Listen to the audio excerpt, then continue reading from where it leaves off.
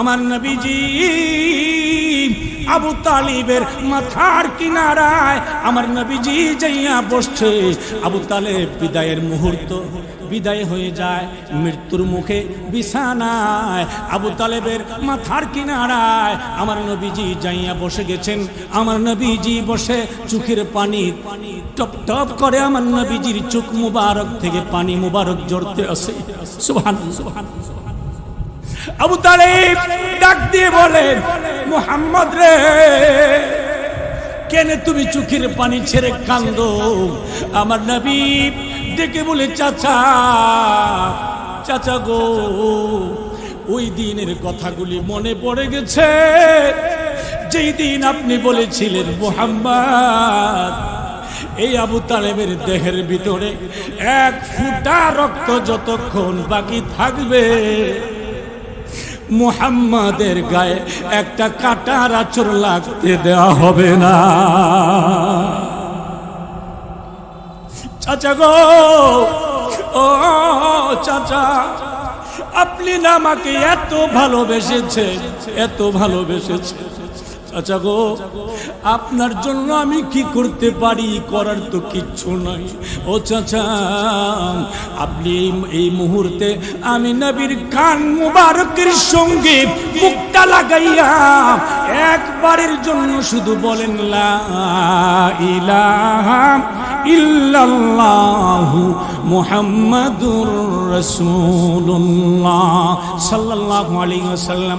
নবীজি বলেন, চাচা গো, আপনি শুধু একবার বলেন, কালিমাটা পড়ে নিন একবার, আর পুরকালে হাসরের ময়দানে জান্নাতে নিয়ে যাওয়ার দায়িত্ব আমি নবী আমার হাতে নিয়ে গেলাম।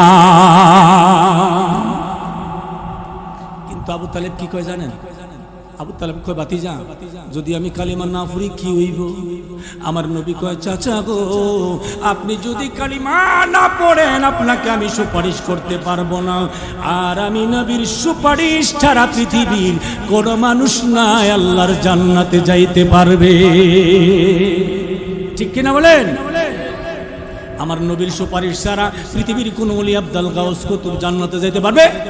এই কথা বলে না, পারবে? পারবে না। আমার নবীজির সুপারিশ লাগবে। আমার নবী বলেন, চাচা গো, আমার সুপারিশ লাগবে, আমি আপনাকে সুপারিশ করে জান্নাতে নিয়ে যাব। যদি কালিমা না পড়েন আপনাকে সুপারিশ করতে পারবো না। আবু তালেব ডাক দিয়ে বলে, মুহাম্মদ যদিও সুপারিশ করতে পারবে না, সুপারিশ করতে না পারলে আমি যদিও জাহান্নামে যাব রে ভাতিজা মুহাম্মদ। ও মুহাম্মদ, জাহান্নামের আগুন আমি সহ্য করতে পারবো, কিন্তু মৃত্যুর সময় জীবনের শেষ মুহূর্তে বাপ দাদার ধর্ম ত্যাগ করে দুনিয়া থেকে গেলে হাসরের ময়দানে আমার জাতির লোকেরা আমাকে যেই ঠাট্টা মস্কারি করবে, এই ঠাট্টা মস্কারা আমি আবু তালেব সহ্য করতে পারবো না। জোরে কন্যা নাউজুবিল্লাহ। ওগো বন্ধু আমার, যেই নবী চাইলেই হয়, চাইলেই করে দেয় আল্লাহ। সুবহানাল্লাহ পড়েন। যেই নবী চাইলেই করে দেন কে? কথা কয় না, কে করে দেন? আল্লাহ। ওগো বন্ধু, পৃথিবীতে তো এমনই একজন নবী, আপনার আমার নবী, একমাত্র নবী, একজন মাত্র নবী, যাকে খুশি করার জন্য আমার আল্লাহ সব করতে পারে। জোরে কোন সুবহানাল্লাহ। जिस नबी ने खून बहाया मैदान तैफ में सल्लल्लाहु अलैहि मुहम्मद सल्लल्लाहु अलैहि वसल्लम सल्लल्लाहु अला मुहम्मद सल्लल्लाहु अलैहि वसल्लम बलगल उला बिकमालिही कशफत दुजा बिजमालिही हसनत जमीउ खिसालिही সল্লু আলাইহি ওয়া আলিহি। মহব্বতে জিকির করেন লা ইলাহা ইল্লাল্লাহ, লা ইলাহা, লা ইলাহা ইল্লাল্লাহ, লা ইলাহা ইল্লাল্লাহ, লা ইলাহা ইল্লাল্লাহ, লা ইলাহা ইল্লাল্লাহ, লা ইলাহা ইল্লাল্লাহ মুহাম্মাদুর রাসূলুল্লাহ সাল্লাল্লাহু আলাইহি ওয়াসাল্লাম।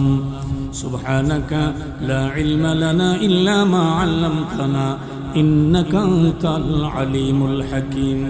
رب اشرح لي صدري ويسر لي أمري واحلل عقدة من لساني يفقه قولي।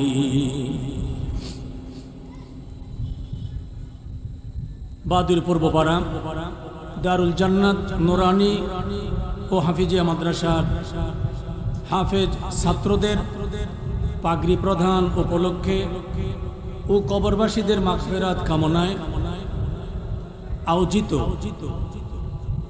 আজকের ইসলামী মহাসম্মেলনের সম্মানিত সভাপতি বন্ধুবর হযরত মাওলানা হাফেজ মুশাররফ হোসেন সাহেব, বিভাগীয় প্রধান হিফজ বিভাগ, জামিয়া সানি ইউনুসিয়া মাদ্রাসা সৈয়দাবাদ। আজকের মাহফিলের প্রধান মেহমান, প্রধান আলোচক, আন্তর্জাতিক খ্যাতিসম্পন্ন মুফাসসিরে কোরআন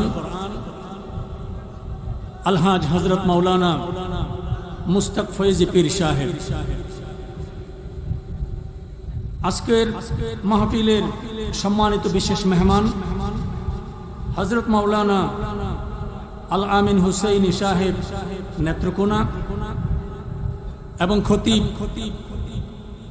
বাদুর পূর্বপাড়া কেন্দ্রীয় জামে মসজিদ। মাহফিল পরিচালনা করবেন হাফেজ মোহাম্মদ আব্দুল্লাহ বিজেশ্বরী, প্রধান শিক্ষক অত্র মাদ্রাসা, হাফেজ মোহাম্মদ কিফায়াতুল্লাহ সিদ্দিকী, সহকারী শিক্ষক অত্র মাদ্রাসা। উপস্থিত দিনদরদি মুসলমান ভাইরা, পর্দার আড়ালের আমার সম্মানিত মা ও বোনেরা, আমরা মহান আল্লাহ পাকের দরবারে শুকরিয়া আদায় করি, যিনি আমাদেরকে দয়া করে মেহেরবানি করে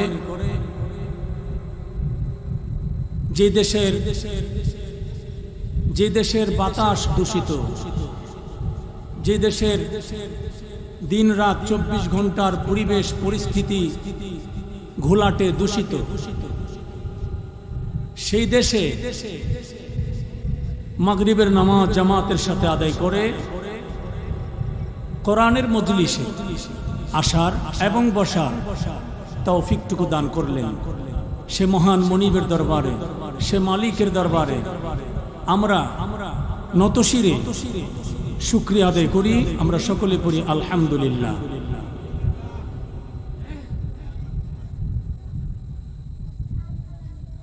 আশেপাশে রাস্তায় এবং প্যান্ডেলের বাহিরে অনেকে, আমার কাছে মনে হচ্ছে অনেকে হয়তোবা বিনা কারণে ঘোরাফেরা করছেন। দয়া করে আপনারা প্যান্ডেলের ভিতরে বসে যান, জান্নাতের বাগানে বসে যান। আর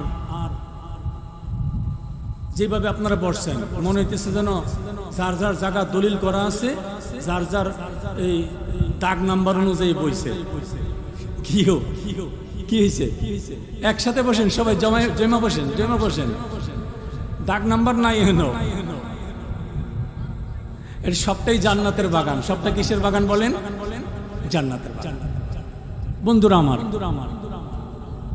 আমরা এমন একটা সময়ে, এমন একটা জমানায় আমরা উপস্থিত, যেটাকে আমার আপনার নবী, সৃষ্টি জগতের নবী রাহমাতাল লিল আলামিন বলেছেন আখিরি জামানা। কিসের জামানা বলেন? আখিরি জামানা। ফিতনার জামানা, ফাসাদের জামানা, এমন একটা জামানা যে জামানাতে পাশাপাশি সবকিছুই আছে। নামাজও আছে, পাশাপাশি সুদের ব্যবসাও আছে। নামাজও আছে, টেলিভিশনও আছে, চারস্টলে নামাজও আছে, চারস্টলে বসে গিবতও আছে। আছে না নাই? কথা বলেন, আছে না নাই? মসজিদ থেকে আসরের নামাজ শেষ করে বের হইয়া যাই চারস্টলে বসে বৈশা একদিক দিয়া সিনেমা দেখে টেলিভিশনে, আরেক দিক দিয়া গিবত করে। কি করে বলেন? গিবত করে। এরপরে নামাজও ঠিক আছে, আবার টাচ মোবাইলে অ্যান্ড্রয়েড সেট 1,30,000 টাকা, 1,50,000 টাকা একটা মোবাইলের দাম। কিসের দাম বলেন? একটা মোবাইলের দাম। এক শ্রেণীর যুবক নামাজের সময় মসজিদেও যায়, মসজিদ থেকে বের হইয়া আবার এই মোবাইলের না জায়েজ হারাম জগতেও ঘোরাফেরা করে। করে কি করে না? সব ঠিক আছে, নামাজও ঠিক আছে, জমিনের আইল কাটাও ঠিক আছে, নামাজও ঠিক আছে, গালমন্দ ঠিক আছে, নামাজও ঠিক আছে, ঝগড়া ফাসাদ ঠিক আছে, নামাজও ঠিক আছে, ভিতরটা ভরা হিংসা, ভরপুর হিংসাও ঠিক আছে, নামাজও ঠিক আছে, অহংকার তাকাব্বরিও ঠিক আছে, নামাজও ঠিক আছে, এরে দিয়া হেরে ফেস লাগাইয়া দেওয়ানো ঠিক আছে, নামাজও ঠিক আছে, কার জায়গা কিভাবে দখলে নিবে ওইটাও কথা কয় না, ওইটাও কি ঠিক আছে। সাইর ভাই বাড়ি মাপবো, সাইর ভাই 4 জন আমিন আনে মাপবার লেগে। কয়জন? একজন আরেকজনের আমিন দিয়ে বিশ্বাস করে না, ঠিক কিনা? বিশ্বাস করে না, কারণ বলা যায় না হে যে আমিন আনছে হেরে কি ফরাই আনছে নাকি, হে নিয়ে আবার 1 জায়গা আমারে কম দিয়া যায়, ঠিক না বেটি? পাশাপাশি কিন্তু নামাজও ঠিক আছে, ঠিক কিনা বলেন? সব ঠিক, নামাজও ঠিক, রাস্তাঘাটে বেপরদা হয়ে ফ্যাশন করে ঘোরাগাড়িও ঠিক, নামাজও পড়ে মহিলা, ঘরে নামাজও পড়ে, আবার নফল রোজাও রাখে, আবার ফ্যাশন করে মার্কেটও যায় কি যায় না, সবই চলে, নামাজও পড়ে, স্বামীর সাথে দুর্ব্যবহারও করে, নামাজও পড়ে, শ্বশুর শাশুড়ির সাথে বেয়াদবিও করে, সব কিছু ঠিক আছে। সব মিলিয়ে আমরা এমন একটা পরিবেশে, এমন একটা জমানা, এমন একটা পরিস্থিতিতে আছি যেটা জগা খিচুড়ি, ডালে চালে সব মিশাইয়া, ডাল চাল মিষ্টি কুমড়া, তারপরে গাজর বাঁধাকপি ফুলকপি টমেটো সব দিয়া খিচুড়ি, সব দিয়া কি? ইসলাম কি খিচুড়ির ইসলাম? কথা বলে না, ইসলাম কি খিচুড়ির ইসলাম? ইসলাম হলো নিয়মের ধর্ম, ইসলাম হলো শৃঙ্খলার ধর্ম, ইসলাম হলো সৌন্দর্যের ধর্ম, ইসলাম হলো জান্নাতে যাওয়ার ঠিকানার ধর্ম। সুবহানাল্লাহ। আজকে এমন এক মুহূর্তে আমরা উপস্থিত, কথা বলার সময় ইসলামের কথা মুখ থেকে আসে, কথা বলার সময় কোরআন থেকে কথা বলে, কোরআনের আয়াত নাম্বার, পৃষ্ঠা নাম্বার, সূরার নাম, পারার নাম সব বইলা বক্তৃতা করে কি করে না?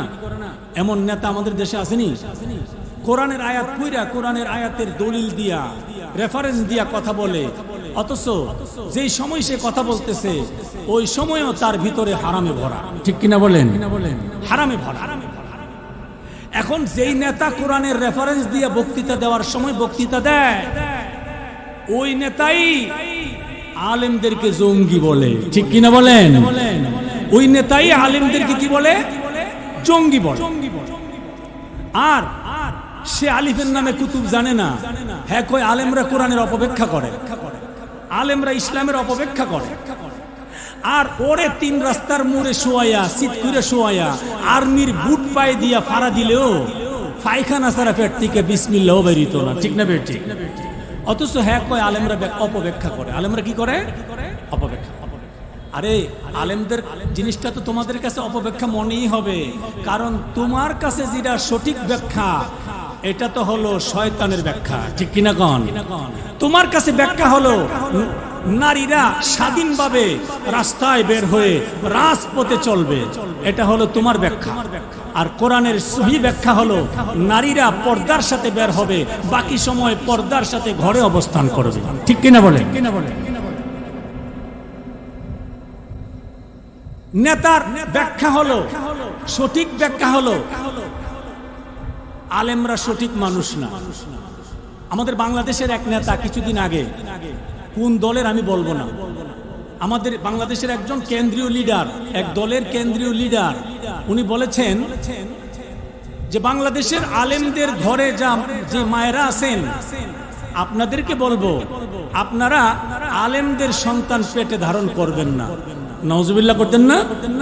আরো জোরে বলেন নাউজুবিল্লাহ।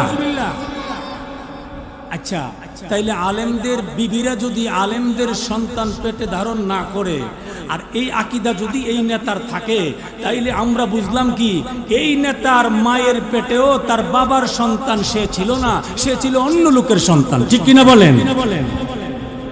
অতএব যেই লিডার মুসলিম দেশের মুসলিম দলের মুসলিম লিডার হয়ে যদি এই কথা বলতে পারে, লিডার যদি বলতে পারে আলেমরা লিল্লাহ খাইয়া শিক্ষা অর্জন করে, ওরা বুঝবে এটা কি?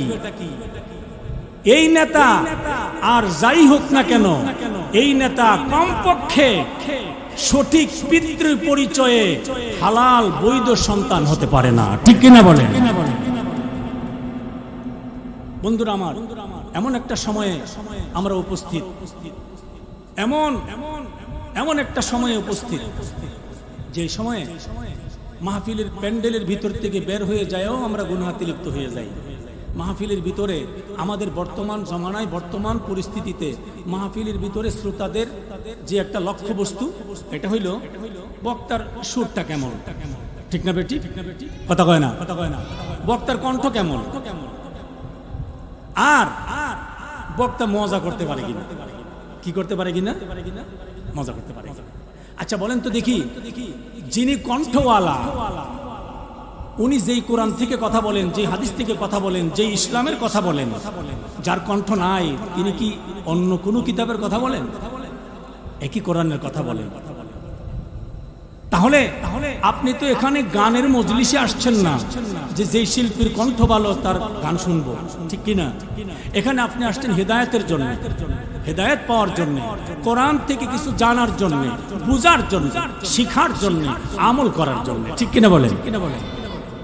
এই জন্য আমার আপনার নবী বিশ্ব নবী রাহমাতাল লিল আলামিন, আমার আপনার নবী तमाम সৃষ্টি জগতের নবী রাহমাতাল লিল আলামিন বলেন, উম্মতেরা রে, আমার উম্মতের ভিতরে কোরআনের মজলিসে বসিয়া, কোরআনের মজলিসে এই নিয়তে যেই উম্মত বসে যাবে, যেই নিয়তটা হলো আমি কোরআনের মজলিসে বসে গেলাম, কোরআনের কথাগুলি আলেম ওলামাদের জবান থেকে বের হবে আর আমি কান পেতে মনোযোগ সহকারে শুনবো। সুবহানাল্লাহ পড়ে, কান পেতে মনোযোগ সহকারে শুনবো আমি, এই নিয়ত করে যেই বান্দা বসে যায়, আমার নবীজি বলেন উম্মত রে, এই তুমি যতক্ষণ বসে রইলাম ততক্ষণ পর্যন্ত তোমার আমল নামায় আমার আল্লাহ পাক নেকি দিয়ে দিছে, নেকি জমা হয়ে গেছে। আমার নবীজি বলেন যতক্ষণ আপনি এই নিয়তে বসে থাকবেন, কোনো অন্য কোনো ভিন্ন কোনো চিন্তা নাই, কে কি বললো না বললো, কোন মাওলানার কোন বক্তার কণ্ঠ ভালো, কার কণ্ঠ ভালো না, এই চিন্তা করলেন না। আমার নবী বলেন উম্মত রে, এই চিন্তা না করিয়া আমলের নিয়তে যতক্ষণ পর্যন্ত তুমি বসে রইলা, ততক্ষণ পর্যন্ত আমার আল্লাহ পাকের পক্ষ থেকে স্পেশাল রহমত আকাশ থেকে তোমার উপরে নাজিল হয়েছে। শুধু তাই নয়, আমার নবীজি বলেন উম্মত রে, এই প্যান্ডেলের ভিতরে যারা ঢুকে গেছে, যারা কি করছে, যারা প্রবেশ করেছে, আমার নবী বলেন যারা প্যান্ডেলের ভিতরে প্রবেশ করেছে, এই মানুষগুলি তো জানে না, এই মানুষগুলি দেখে না, এই প্যান্ডেলের চতুর্দিকে, প্যান্ডেলের চতুর্পার্শ্বে আমার আল্লাহর রহমতের ফেরেশতারা একে অপরের কাঁধে দাঁড়িয়ে দাঁড়িয়ে আকাশ পর্যন্ত দাঁড়িয়ে আছে। দাঁড়িয়ে দাঁড়িয়ে প্যান্ডেলের ভিতরে যেই মানুষগুলি আছে সবগুলি মানুষের জন্য গুনাহ মাফের দোয়া করতে আছে। কিসের দোয়া করে বলেন? কথা বলে না, কিসের দোয়া? এবার বলেন তো দেখি, আমার আপনার দোয়া আর রহমতের ফেরেশতার দোয়ার মধ্যে ব্যবধান আছে না নাই? জোরে বলেন, আছে না নাই? বন্ধু আমার, রহমতের ফেরেশতা আমার আল্লাহর দরবারে দোয়া করলে দেরি, দোয়া করতেই দেরি, কবুল করতে আমার আল্লাহ দেরি করে না। কেন করে না জানেন? আমার আল্লাহ রহমতের ফেরেশতা যখন আমার আল্লাহকে বলে, আল্লাহ রে, ও আমার আল্লাহ, তাকে দেখো, এই বাদুর পূর্ব পাড়া দারুল জান্নাত নুরানি মাদ্রাসা এবং কেন্দ্রীয় জামি মসজিদের মাঠে মানুষগুলি বসে গেছে রে আল্লাহ। আমার আল্লাহ জিজ্ঞেস করেন কেন বসে গেছে? ফেরেশতারা কয়, আল্লাহ, এই মানুষগুলি বসে গেছে তোমাকে ভয় করিয়া, তোমাকে খুশি করার জন্যে, মদিনার মায়ার নবীকে খুশি করার জন্যে। জোরে কোন সুবহানাল্লাহ।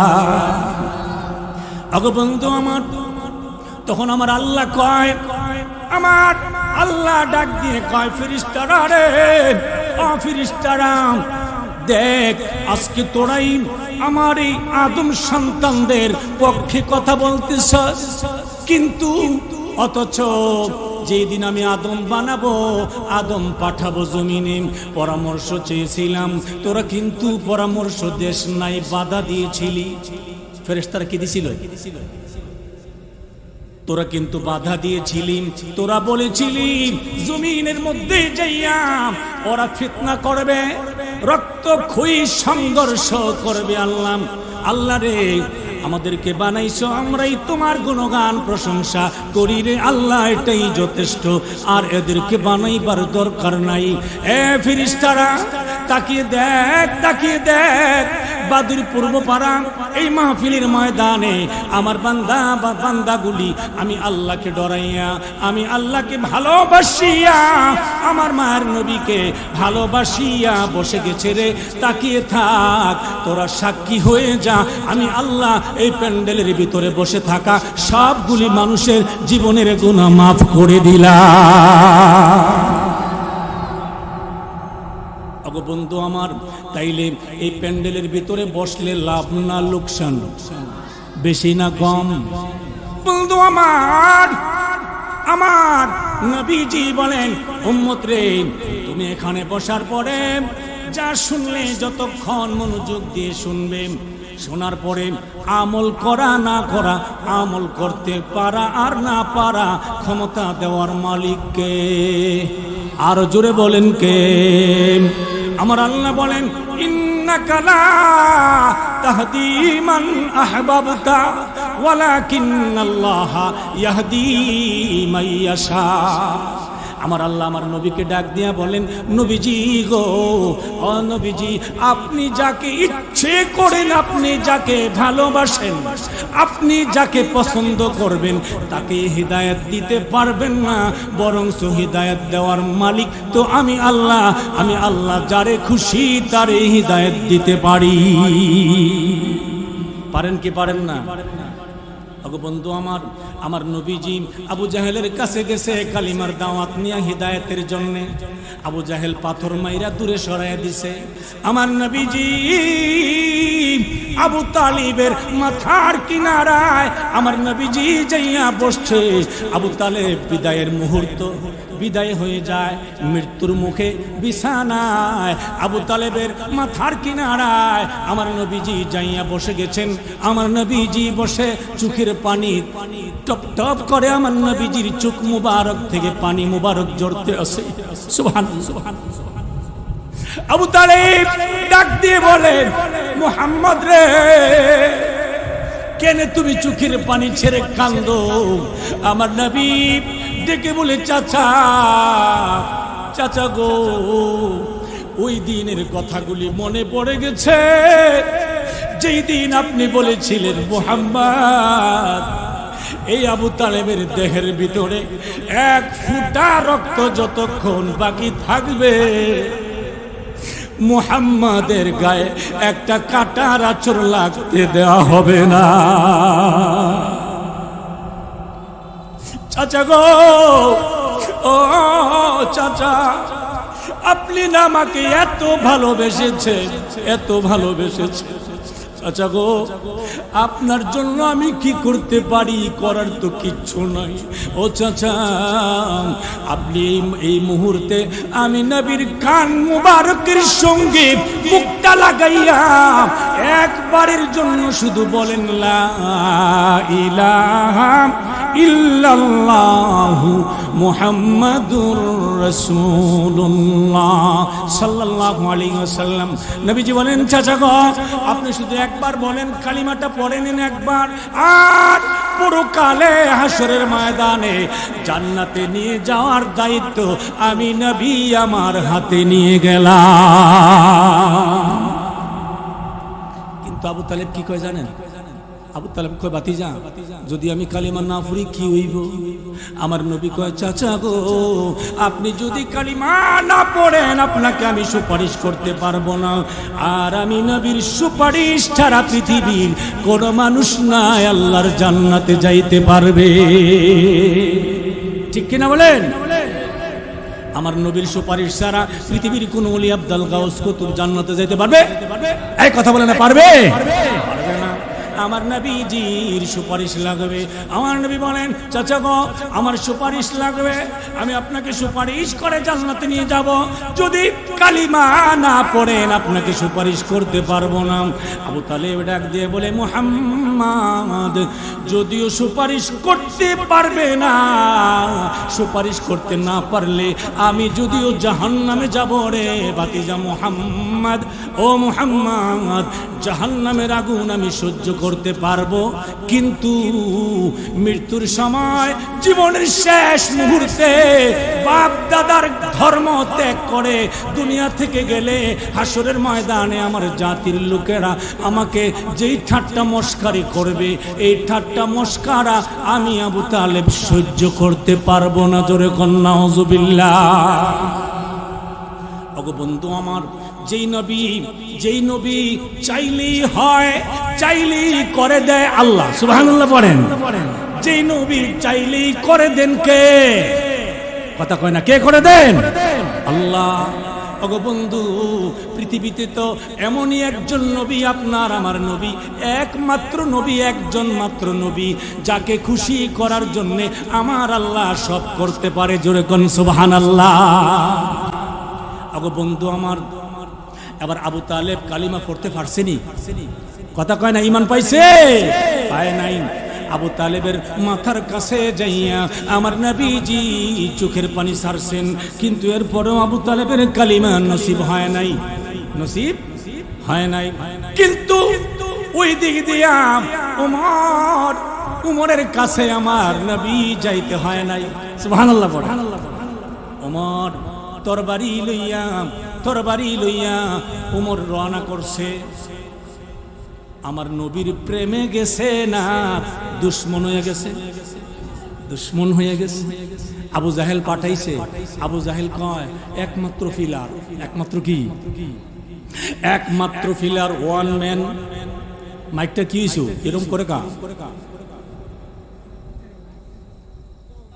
আল্লাহু আল্লাহ, আল্লাহু আল্লাহ, আল্লাহু আল্লাহ, আল্লাহু আল্লাহ, আল্লাহু আল্লাহ, আল্লাহু আল্লাহ, আল্লাহু আল্লাহ, আল্লাহু আল্লাহ, লা ইলাহা ইল্লাল্লাহ মুহাম্মাদুর রাসূলুল্লাহ সাল্লাল্লাহু আলাইহি ওয়াসাল্লাম। এবার অনলি ওয়ান ম্যান, উমর। নাম কি বলেন? উমর বাঘের বাচ্চা, যে কেউ ডরায় না। সুবহানাল্লাহ পড়ে। শুধু ডরানি তো দূরের কথা, উমরের শয়তানও ডরাইতো। সুবহানাল্লাহ কোন, আরো জোরে কোন সুবহানাল্লাহ। আগো বন্ধু, হাদিস শরীফে আসছে হযরত উমর হযরত ওমর যদি 3 লাখ ফিট থেকে রওনা করতেন, সার গাছের দিকের থেকে শয়তান রুট ফলডে লইত। সুবহানাল্লাহ কইতেন না? আরো জোরে কোন সুবহানাল্লাহ। শয়তানের রুট ফলডে লইত।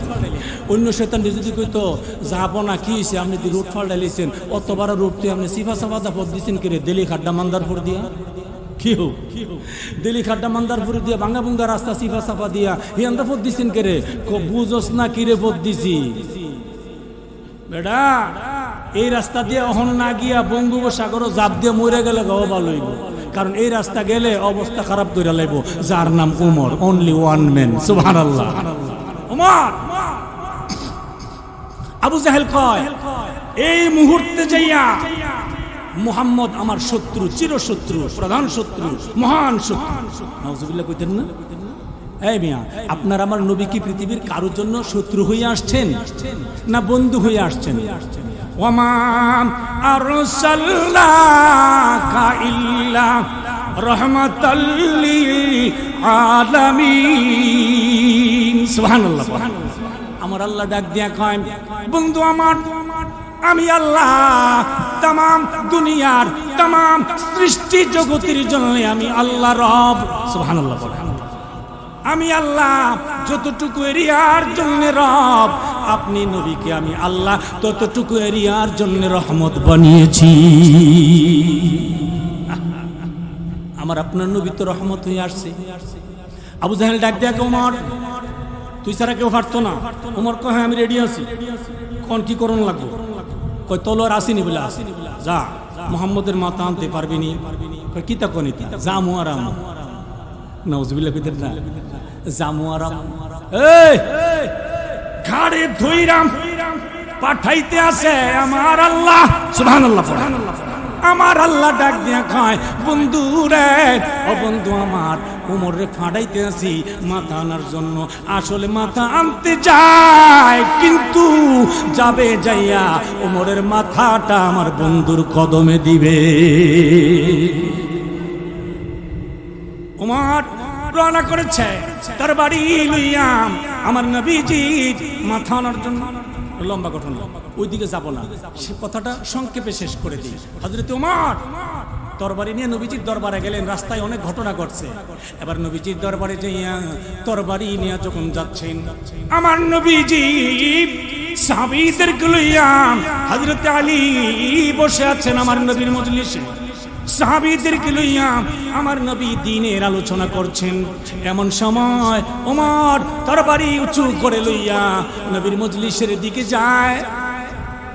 হযরত আলী দেখে ফেলছেন। হযরত আলী দেখে ছাদ করে খাপের ভিতর থেকে তরবারি বের করেছে। তরবারি বের করেছেন। আমার নবী জিজ্ঞেস করে, আলী রে, তরবারি কেন বের করছো? সুবহানাল্লাহ। হযরত আলী বলেন, নবীজি তাকিয়ে দেখেন না, ওমর আসছে তরবারি লইয়া। নবী গো, তরবারি লইয়া আসছে, আমরা মরে যাব, আমাদেরকে মারবে, কোনো আপত্তি নাই, কিন্তু রাহমাতাল লিল আলামিনের যেন কিছু না হয়ে যায়। ইয়া রাসূলুল্লাহ, নবীজি দয়া করে অনুমতি দেন, ওমরকে 2 টুকরা করে দেই। সুবহানাল্লাহ। আশিকের রাসূল হযরত আলী তরবারি উঁচু করে দাঁড়িয়ে গেছে। আমার নবী ডেকে বলে, আলী রে, ও আলী, সাবধান, তরবারি নামাও, বসে যাও। শুধু বসে যাবে না রে আলী, ওমরকে আমি নবী পর্যন্ত আসতে রাস্তাটা খুলে দাও। হযরত ওমরের জন্য রাস্তা খুলে দিলেন। আমার নবীজি দরবারে যাইয়া হযরত ওমর তরবারিটা হাত থেকে কাঁপতে কাঁপতে তরবারিটা নিচে পড়ে গেছে। হযরত ওমর গলা কাটা মুরগির মতো, কবুতরের বাচ্চার মতো থরথর করে কাঁপতে আছে। আমার নবী দেখে বলে, ওমর রে, ওমর, তুই না আমার মাথা নেওয়ার জন্য আসছিস, দেরি করছিস কেন? তোর কাজ করে না।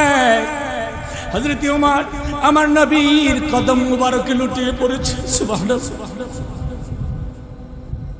হযরত ওমর কান্দে, ছোট্ট বাচ্চার মতো ডুকরে ডুকরে হযরত ওমর কাঁদে। হযরত ওমর বলে, ইয়া রাসূলুল্লাহ, নবীজি গো,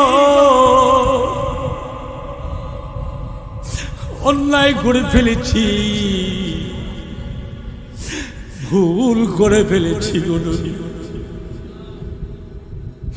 আগে নবীজি আপনি না রাহমাতাল লিল আলামিন, নবীজি আপনি দয়া করে আমারে মাফ করে দেন।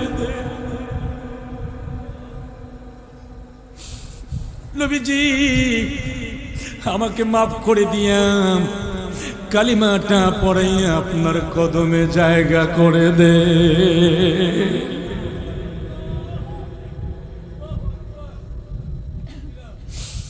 আমার মায়ের নবী হযরত উমরের মাথায় হাত মুবারকটা বুলিয়ে দিলে, আমার নবীর হাত মুবারক যার মাথায় লাগছে, এই মাথার দাম আল্লাহর আরশের চাইতে বেশি হয়ে গেছে।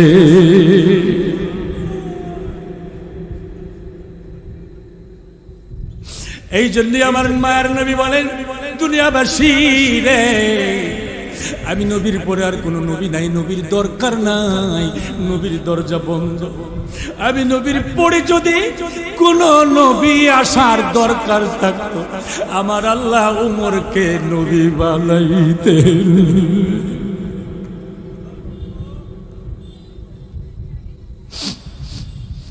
আমার নবীজি একদিন হযরত উমরকে জিজ্ঞেস করে, উমর রে, উমর তুই আমি নবীর কেমন ভালোবাসিস? সুবহানাল্লাহ। হযরত উমর ডেকে বলে, ইয়া রাসূলুল্লাহ, নবীজি আমি আপনাকে আমার জানের চাইতে দুনিয়া যা আছে সব কিছুর চাইতে বেশি ভালোবাসি। বন্ধু আমার, হেদায়েত দেওয়ার মালিক কে? আর জোরে বলেন কে? আল্লাহ। বন্ধু আমার, এবার কোরআন কারীম থেকে আমি যে আয়াতে কারিমাটা তেলাওয়াত করেছি, এটার তরজমা করে শেষ করব ইনশাআল্লাহ। আল্লাহ পাক বলেন, ইয়া আইয়ুহাল্লাযীনা আমানুত্তাকুল্লাহ, ও ঈমানদারেরা আল্লাহকে ভয় করো। সুবহানাল্লাহ। কারে ভয় করতে? আল্লাহকে ভয় করো। ওয়া কুনু মা'আস সাদিকিন, আল্লাহ পাক বলেন আমি আল্লাহকে ভয় করো এবং সত্যবাদীদের, ভালো মানুষদের সাথে চলাফেরা করো। সুবহানাল্লাহ। সত্যবাদীদের সাথে, ভালো মানুষের সাথে সম্পর্ক রাখো। সুবহানাল্লাহ। ইত্তাকুল্লাহ, আমি আল্লাহকে ভয় করো। আমার আল্লাহ ভয়ের কথা কেন বলছেন? ভয়ের কথা এই জন্যই বলেছেন, ভয়, আল্লাহকে ভয় যেই ব্যক্তি বেশি পরিমাণে করে, ওই ব্যক্তি দুনিয়ার সকল প্রকার পাপাচার থেকে বাঁচতে পারে। জোরে বলেন ঠিক কিনা? আগো বন্ধু আমার, ছোট্ট একটা ঘটনা কইতাম নি, ছোট্ট একটা ঘটনা, নাম মুবারক। নাম কি? আল্লাহকে ভয় করা কি জিনিস? মুবারক গরিব ছেলে, গরিবের সন্তান মুবারক, কিন্তু বড় মাপের আল্লাহওয়ালা। সুবহানাল্লাহ। মুবারক এক বাদশার আঙ্গুরের বাগানে পাহারাদারির চাকরিতে নিযুক্ত। কিসের বাগান বলে? জোরে কোন কিসের বাগান? আঙ্গুরের বাগানের পাহারাদারি করেন, চাকরি পাইছে পাহারাদার। একটা দুইটা না, কয়েকটা আঙ্গুরের বাগানের পাহারাদারি করে মুবারক। মুবারক পাহারাদারি করেন, আর ওই দিক দিয়া বাদশার একটা মাত্র সুন্দরী মেয়ে আছে। কয়টা মেয়ে? বুঝা কইেন কয়টা মেয়ে? না ছেলে? মেয়ে, রাজকুমারী, একমাত্র মেয়ে বাদশার। কিন্তু বাদশার ওই সুন্দরী মেয়েটাও ছিল বড় মাপের আল্লাহওয়ালি। সুবহানাল্লাহ। এই মিয়া, শুধু বড় লোকের মেয়ে হইলেই খারাপ হয় না, হয় ভালো হয় না? দেখি আমাদের দেশের মতো বড় লোক হয়ে গেলে ছেলেরও খবর থাকে না, মেয়েরও খবর থাকে না।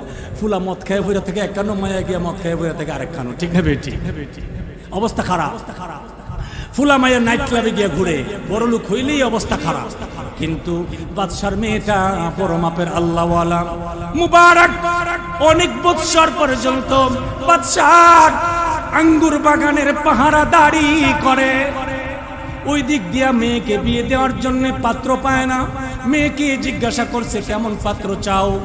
বাবার সাথে মায়ের সাথে জবাব ক্লিয়ার পরিষ্কার জবাব দিয়েছে, একমাত্র 100% আল্লাহওয়ালা যুবক ছাড়া আমি কাউকে বিয়ে করব না। সুবহানাল্লাহ। 100% আল্লাহওয়ালা যুবক ছাড়া কি করব না? বিয়ে করব না। এবার আল্লাহওয়ালা যুবক বিছরে পায় না। হঠাৎ একদিন মুবারকের বাগানে বাদশার বন্ধুদেরকে নিয়ে বাদশা বসছে, আড্ডায় বসছে। এমন সময় মুবারককে বলছে, মুবারক আমার বাগানের যেই বাগানের আঙ্গুর সবচাইতে মিষ্টি, ওই বাগান থেকে আঙ্গুর পাইরা ধুইয়া নিয়ে আসো। সুবহানাল্লাহ কইতে না। আবার দারোয়ানরে কইছে, পাহারাদাররে কইছে যে বাগানের আঙ্গুর বেশি মিষ্টি ওইটার আঙ্গুর নিয়ে ধুইয়া। এবার মুবারক গেছে, গিয়া পাকনা চাইয়া আঙ্গুরের থুকা পাইরা ধুইয়া আইনা দিছে। পরে বাদশা মুখে দিয়া চেহারা বেজার, চোখ টুক বুঝ জ্বালাইছে। এবার কন্ত দেখি চোখ বুঝে কি এলে, কথা কয় না, কি এলে টক হইলে। তাইলে বোঝা গেল ওই পাহারাদার আঙ্গুর আইনা দিছে, যে আঙ্গুর টক। বাদশাহ ডাক দিয়ে বলে, মুবারক রে, ও মুবারক তুই কত বড় বেখিয়াল মানুষ রে মুবারক। এত বছর পর্যন্ত আমার আঙ্গুরের বাগানের পাহারাদারি করস, আজ পর্যন্ত বলতে পারস না কোন বাগানের আঙ্গুর টক আর কোনটা মিষ্টি। সুবহানাল্লাহ। এবার মুবারক চোখ থেকে পানি ছেড়ে দিয়া মুবারক দেখে বলে, বাদশাহ জাহাপনা, আপনি তো আমাকে আঙ্গুরের বাগান পাহারাদারি করার জন্য দায়িত্ব দিয়েছেন, আঙ্গুরের বাগান থেকে আঙ্গুর জিহ্বায় লাগাইবার জন্য দেন নাই। বাচ্চারে, আপনার আঙ্গুরের বাগান থেকে আঙ্গুর পেড়ে মুখে দেওয়া আমার জন্য তো হারাম। এত বছর চাকরি করি ঠিক, আপনার বাগানের আঙ্গুর যদি আমি মুখে দিয়ে দেই আপনি দেখবেন না, কিন্তু তামাম সৃষ্টি জগতের মালিক আল্লাহ তো দেখবে। এবার বাদশা একটা হাসি দিছে পরে বন্ধুরা জিগে, আপনি হাসলেন কেন? বন্ধুরারে কয়, হাসছি এই জন্যে আমি আমার মায়ার বিয়ার লাইগা জামাই ভাইয়া লাইছি। সুবহানাল্লাহ কইতেন না? আরো জোরে কোন সুবহানাল্লাহ। বন্ধুরা আমার, এই বাদশা এই মুবারকের কাছে মেয়ে বিয়া দিব, মেয়ের কাছে গিয়া চাইছে, অনুমতি চাইছে, মা আমার বাগানের আঙ্গুর বাগানের পাহারাদার মুবারক আল্লাহওয়ালা, তার কাছে তোমার বিয়ে দিতে চাই, তুমি কি কও? বললো, সে যদি আল্লাহওয়ালা হয় আমার কোনো আপত্তি নেই। সুবহানাল্লাহ পড়ে। বিয়ের আয়োজন হয়ে গেল, বিয়ের জন্য রেডি। এমন সময় মুবারক ডাক দিয়া কয়, জাহাপনা, আপনি যে আমার কাছে আপনার মেয়ে রাজকুমারীর বিয়ে দিবেন, আপনি কি জানেন না আমার বাড়ি নাই, ঘর নাই, জঙ্গলের ভিতরে কুড়ে ঘরের ভিতরে আমি থাকি? বলে, হ্যাঁ জানি। তো আপনার মেয়ে কি কুড়ে ঘরে থাকতে পারবে? হ্যাঁ পারবে। ঠিক আছে, তাহলে বিয়ে দেন। বিয়ে দিয়ে দিচ্ছেন। বিয়ে করে যখন বউ নিয়া রাজকুমারীর নিয়া জঙ্গলের ভিতরে কুড়ে ঘরের ভিতরে প্রবেশ করলেন, প্রবেশ করে মুবারক যখন বের হইলেন, বের হওয়ার পরে আল্লাহ ওয়ালি রাজকুমারী ঘরের ভিতরে কি আছে খুঁজতে লাগলেন। খুঁজতে খুঁজতে দেখেন একটা প্লেটের মধ্যে শুকনা রুটি পড়ে আছে। কি রুটি? শুকনা রুটি পড়ে আছে। শুকনা রুটি হাতে লইয়া মেয়েটা কাঁদতে আছে। মুবারক গিয়া দেখে কান্দে। এবার মুবারক বাদশারে গিয়া কয়, জাহাপনা, আমি তো আগেই কইছিলাম আপনার মেয়ে এখানে থাকবে না, কষ্ট পাবে, কানবে। ওই জায়গায় দেখেন আপনার মেয়ে কাঁদতেছে। বাদশা গিয়া কয়, মা তোমার তো আগেই কইছিলাম পছন্দ হইলে কও, না হইলে নাই, তুমি এখন কান্দো কেলে গিয়াম? মেয়েটা ডেকে বলি, বাবা না, আল্লাহর কসম করে বলছি কুড়ে করে দেওয়ার জন্য কান্দি না বাবা গো, এই জন্য আমি কান্দি। আপনি না বলেছিলেন ছেলেটা 100% আল্লাহওয়ালা, তার ঘরের ভিতরে আমি যাইয়া দেখি এই ছেলে তো আল্লাহওয়ালা নয়, 1 নম্বরের দুনিয়াওয়ালা। তো কি লেগে বুঝলাম?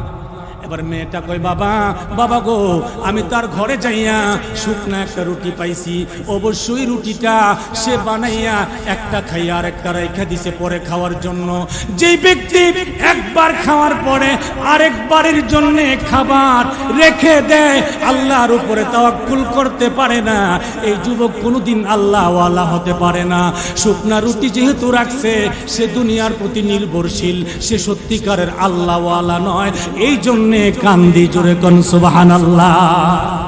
এবার বলেন তো দেখি সত্যিকারের আল্লাহওয়ালা, সত্যিকারের আল্লাহর ভয় আছে না নাই? কথা কয় না, আছে না নাই? মুবারকের ভিতরে ভয় আসেনি?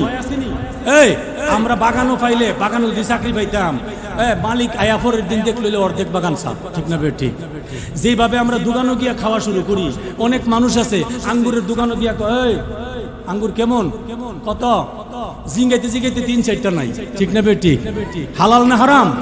কথা কয় না, হালাল না হারাম?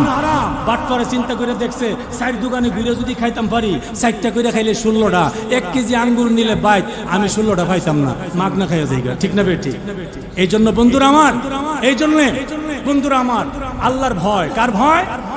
আল্লাহর ভয় যতক্ষণ আপনার অন্তরে আপনি লালন করবেন, আপনার দ্বারা নামাজের সময় নামাজ ত্যাগ করা সম্ভব হবে না, গীবত করা সম্ভব না, হারাম খাওয়া সম্ভব নয়। অতএব আমাদেরকে আল্লাহর ভয় অন্তরে তৈরি করতে হবে। আর আল্লাহর ভয় তৈরি হওয়ার জন্য যেই জায়গাটা মেইন জায়গা, সেন্টার, এটার নাম মাদ্রাসা। এটার নাম কি? মাদ্রাসার ভিতরে আল্লাহর ভয় শিক্ষা দেওয়া হয়, ইসলাম শিক্ষা দেওয়া হয়, কোরআন হাদিস শিক্ষা দেওয়া হয়। এখান থেকে সত্যিকার অর্থে আল্লাহর ভয় থাকা দিলওয়ালা মানুষ তৈরি হয়। আমরা ইনশাআল্লাহ আলেম ওলামাদের সাথে সম্পর্ক রাখবো, মাদ্রাসার সাথে সম্পর্ক রাখবো, মাদ্রাসায় সাহায্য সহযোগিতা করব, মাদ্রাসার ছাত্রদেরকে ভালোবাসবো, মহাব্বত করব, আদর করব, তাদেরকে হাদিয়া দেব, তাদেরকে শিক্ষায় উৎসাহ দেব। আল্লাহ রাব্বুল আলামিন আমাদের সকলকে সত্যিকারের আল্লাহর ভয় অন্তরে তৈরি করার তৌফিক দান করেন। সকলে পড়ি আমিন। আমার জন্য আপনারা দোয়া করবেন, আমিও আপনাদের জন্য দোয়া করি। আল্লাহ পাক এই কবরস্থানে সহ এই বাদুর গ্রামের কবরস্থানগুলিতে যত মুর্দেগান শুয়ে আছে, আল্লাহ সবাইকে জান্নাতবাসী করে দেন। এই মাহফিলের বরকতে, এই মাদ্রাসার বরকতে আল্লাহ সমস্ত মুর্দেগানদেরকে মাফ করে জান্নাতের ফয়সালা করে দেন। সকলে পড়ি আমিন। ওয়া আখিরু দাওয়ানা আনিল হামদুলিল্লাহি রাব্বিল আলামিন। আসসালামু আলাইকুম ওয়া রাহমাতুল্লাহি ওয়া বারাকাতুহু।